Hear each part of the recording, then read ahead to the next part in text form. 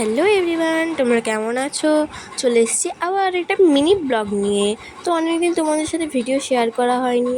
তো আমি গিয়েছিলাম কলকাতায় আমার একটা ব্যানারের শ্যুট ছিল।